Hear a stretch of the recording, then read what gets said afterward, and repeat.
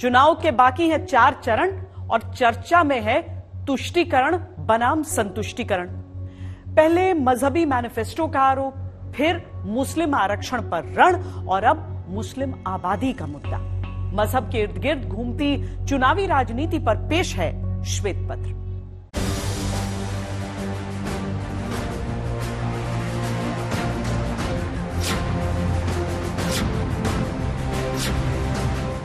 वो कहते हैं कि पूरा का पूरा आरक्षण मुसलमानों को मिलना चाहिए। यकीनन हमसे छोटे छोटे जाति के लोगों को रिजर्वेशन मिला, हम लोगों का अभी तक नहीं मिला। इसका मुसलमानों को बड़ा दुख है। धर्म के आधार पर आरक्षण देने के दुस्साहस कांग्रेस पार्टी के या उनके सहयोगी दल के ये मंसूबे कभी कामयाब नहीं होने पाएंगे। हिंदू बहनों गलों से मंगलसूत्र निकालकर मुसलमान दिया, कौन है गयूर मुसलमान इसी हरकत करेगा? इस्लामिक स्टेट बनाना चाहते हैं, नफरत फैलाने की बात ये लोग करते हैं। देश में जनसंख्या नियंत्रण कानून बनना चाहिए। क्या देश में आबादी का संतुलन बिगड़ रहा है? हम लगभग 88% आबादी हमारी थी, 90%। आज घट करके हम 70% पर आ गए। मुसलमान 8% थे, आज बढ़कर के सरकारी आंकड़े 14-15 कहता है, मैं तो कहता हूं 20 हो गए। आपको 2021 में सेंसस करा देना चाहिए था, लेकिन वो आपने न करके प्रधानमंत्री का जो फोरम है उसको आप कर रहे हैं, फिर संविधान से छेड़छाड़। क्या जरूरतमंदों का आरक्षण काटा और मुसलमानों में बांटा गया है? धार्मिक आधार पर हिंदुस्तान में आरक्षण नहीं हो सकता है और ये आरक्षण हमें धार्मिक आधार पर नहीं होने देना चाहिए। लालू जी के स्वर तो फूट ही पड़े हैं कि सभी मुसलमानों को ओबीसी का आरक्षण मिलना चाहिए। अगर ओबीसी का आरक्षण आप उनको दे देंगे तो फिर हमारा ओबीसी कहां जाएगा? भारतीय जनता पार्टी और भारतीय जनता पार्टी के लोग कभी नहीं चाहते कि पिछड़े, दलित, आदिवासी हक सम्मान पाएं, इसीलिए वो संविधान से छेड़खानी की तैयारी है। क्या अल्पसंख्यक तुष्टीकरण के लिए बहुसंख्यक हित को ताक पर रखा गया है? साथियों, इस बार का चुनाव संतुष्टीकरण और तुष्टीकरण के बीच हो रहा है। मुद्दे नहीं है, मुद्दे हैं बेरोजगारी, मुद्दा है महंगाई, मुद्दा है महिलाओं पे जो अत्याचार हो रहे हैं, मुद्दा है कि किसानों के साथ क्या हो रहा है, किसान क्यों कमा नहीं पा रहा है खेती से, उनके लिए क्या किया है सरकार ने, ये है मुद्दा। लेकिन मुसलमान चुनावों में मुद्दा होते हैं, नई बात नहीं, लेकिन ऐसा लग रहा है कि देश के सबसे बड़े चुनाव में मुख्य मुद्दा ही मुसलमान बन गए। 15 मिनट लगेंगे छोटे, और हमको सिर्फ 15 सेकंड लगेंगे। 15 सेकंड पुलिस को हटाया, 15 सेकंड अगर पुलिस को हटाया तो छोटे को बड़े को ये पता नहीं लगा कहां से आया और कहां को गया। 15 सेकंड हमको दो, छोटे बड़े को गायब कर देते। अरे मोहतरमा, छोटे को बहुत समझा के रोक के रखा, छोड़ दूं क्या?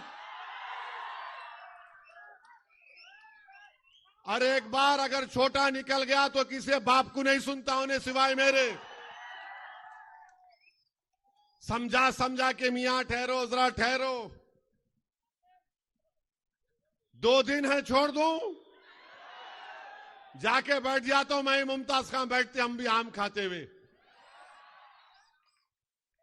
15 सेकंड में गायब करते कहते, बोलो कहां पे आना, 15 सेकंड आता हूं मैं, चलो।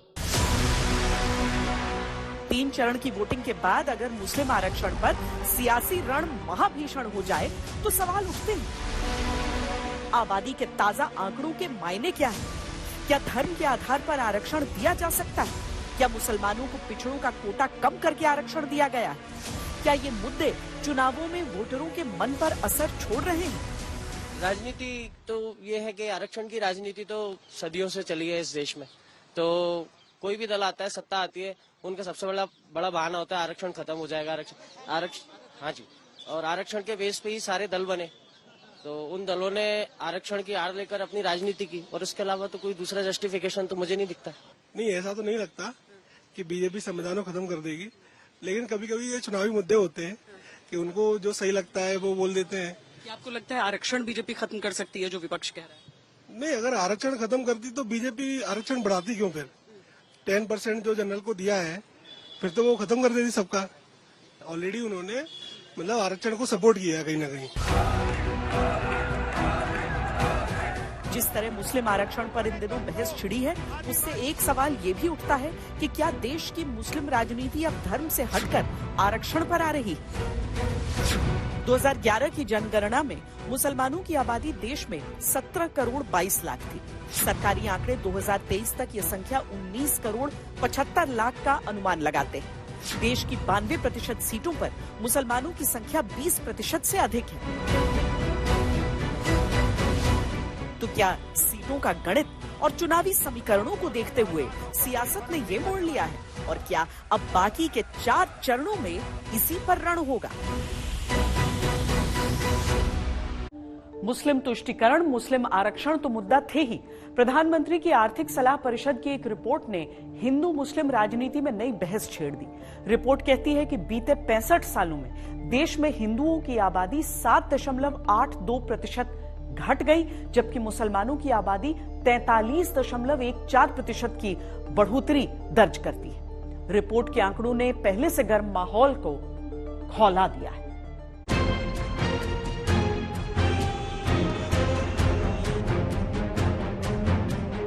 167 देशों की स्टडी के बाद प्रधानमंत्री की आर्थिक सलाह परिषद ने ये निष्कर्ष दिया कि भारत में हिंदू घट रहे हैं, मुसलमान तेजी से बढ़ रहे हैं। रिपोर्ट के अनुसार हिंदुओं की संख्या 1950 से 2015 के बीच 84% से घटकर 78% रह गई है, जबकि मुसलमान 9.84 की जगह 14.9% बढ़ गए हैं, जो उनकी कुल जनसंख्या में 43.15% की बढ़ोतरी बताता है। जो पीएमईएसी ने ये कंपैरिजन किया है, ये कोई हिंदू मुसलमान कंपैरिजन नहीं, इसको पहले समझना चाहिए। उन्होंने दुनिया के 167 देशों में कैसे माइनॉरिटी और मेजॉरिटी रिप्रोडक्शन कैसे करती है, यानी उनके जो महिलाएं हैं उनका फर्टिलिटी रेट क्या है, वो कैसे बढ़ रहे हैं। तो जहां जहां मुसलमान, चाहे वो मेजॉरिटी है या माइनॉरिटी है, दोनों में बढ़ रहा है।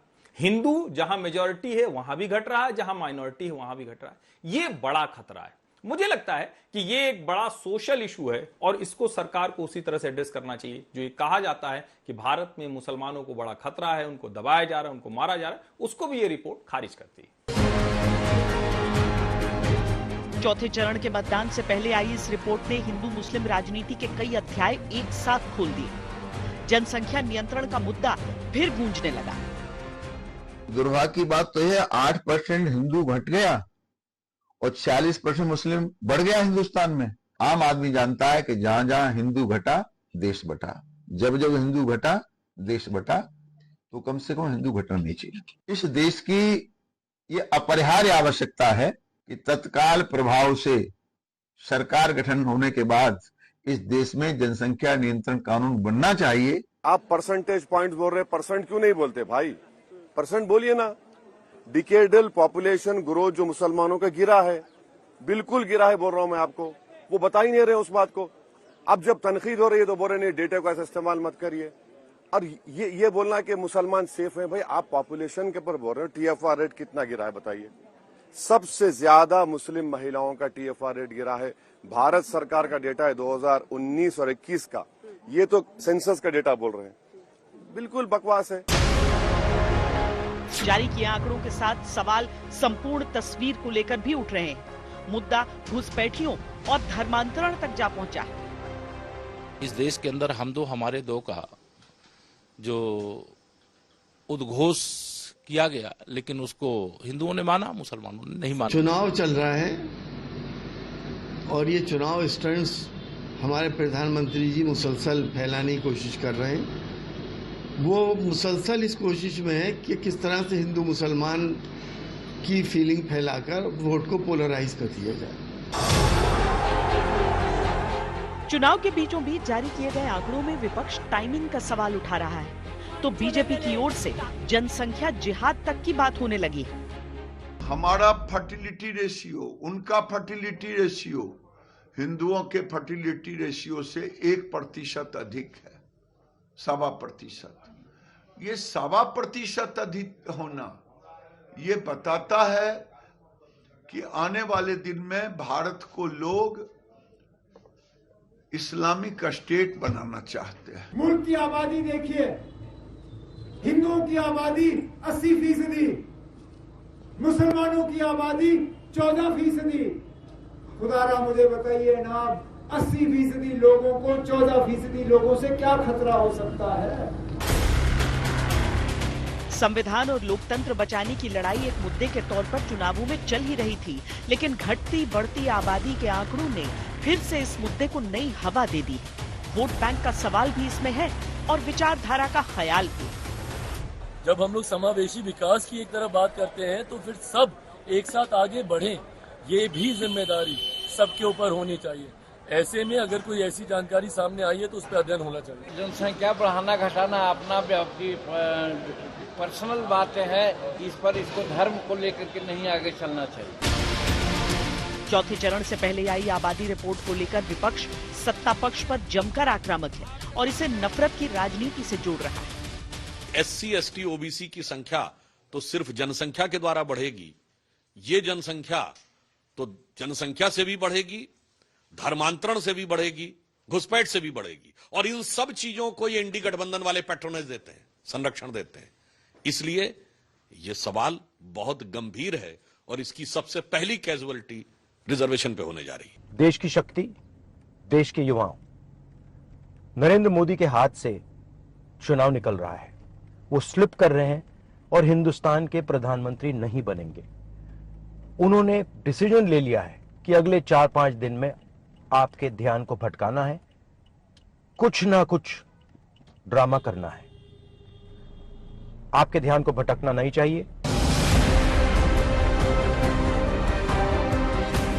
अभी 4 चरणों की वोटिंग में 260 सीटों पर मतदान होना है। जनसंख्या असंतुलन और इसके साइड इफेक्ट्स पर ताजा बहस छिड़ चुकी है। लड़ाई एक एक वोट की है, हर मुद्दे की चोट असर डालेगी।